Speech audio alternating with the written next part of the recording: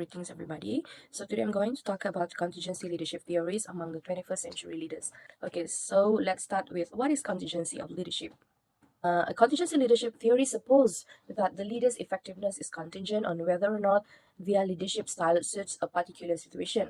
According to this theory, an individual can be an effective leader in one circumstance and be an ineffective leader in another one. There is no single way or the best method to organize and lead an organization in a management setup. Instead, a leader should be appointed who can make decisions based on the situation and relative condition. So this theory was made popular by Fred Fiedler with his famous contingency model, which paved way for further contingency theories and models with more details and understanding. All right, contingency theory of leadership is to maximize your likelihood of being a productive leader, and this theory posits that you should be able to examine each situation and decide if your leadership style is going to be effective or not. Okay, so the contingency theory of leadership effectiveness states that leadership styles are dependent on the situation. When we determine this distinct leadership styles, contingency theory highlights three main factors, which are the traits, the behavior, and also the situation. There are four main model, which are the Fiedler's contingency theory, and we have the situational leadership theory. We have also the path goal theory and decision-making theory. Next, here shows the framework of contingency leadership.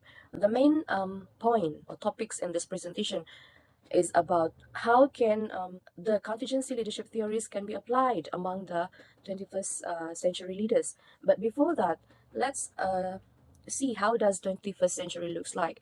Okay, according to Ralph Peters, the great paradox of the 21st century is that in this age of powerful technology, the biggest problems we face internationally are problems of the human soul.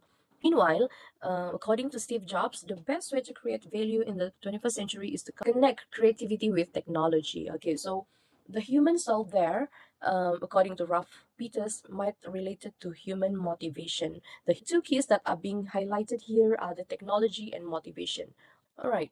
So there are a lot of challenges that we may face in this century, not only in education, but also in terms of management of human resource. So there are some of the obvious challenges in 21st century, which are the technology and digitalization, creating innovative team, shaping company culture, turning the company into a technology company, managing communication among team, and tracking team productivity. Again, this is the main discussion of my presentation today, so I need to answer the question of how can contingency leadership theory be applied among 21st century leaders. Okay, so in my opinion, yes, 21st century leaders can apply contingency leadership theory in their workplace.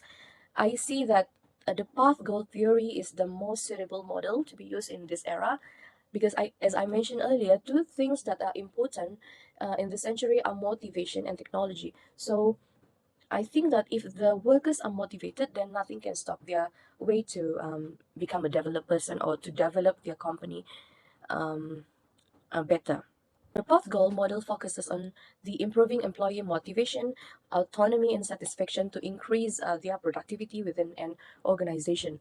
To accomplish this, the model identifies four different leadership styles, which includes the directive leader, okay, the directive leader, and supportive leader, participative leader, and achievement-oriented leader.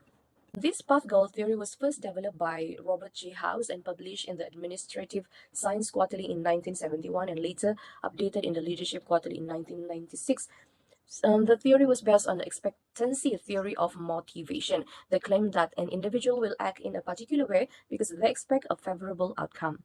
Directive leader is actually this style is used in a situation where the leader tells employees that what is expected of them and instruct them on how to perform certain tasks. The theory states that this style is the most effective when the employee's role and tasks are unstructured and ambiguous. Okay, next, the supportive leader. And this style focuses on the satisfaction of employees' needs and consider their personal preferences. A supportive leader is as concerned with their employees' mental health and well-being as they are with their productivity. This style is suitable for work environments that can be stressful or mentally challenging. Okay, so it is related to the thing that I have mentioned earlier about the motivation. And next, in path goal theory, we have the participative leader. So leaders who use this style consult with their employees and ask for their input before making decision. Okay, while the achievement-oriented leaders, this behavior occurs in a situation where the leader sets lofty goals for employees, expect them to perform at a high level, and shows complete confidence in their capabilities. So this style is productive in environments that attract high achievers such as hospitals, scientific laboratories, and law firms. Basically, in my opinion, I think the contingency leadership theory can be applied in 21st century leaders. And in my opinion, I think the path goal theory is the most suitable model that can be used among the leaders. So that's all for today, and thank you for watching.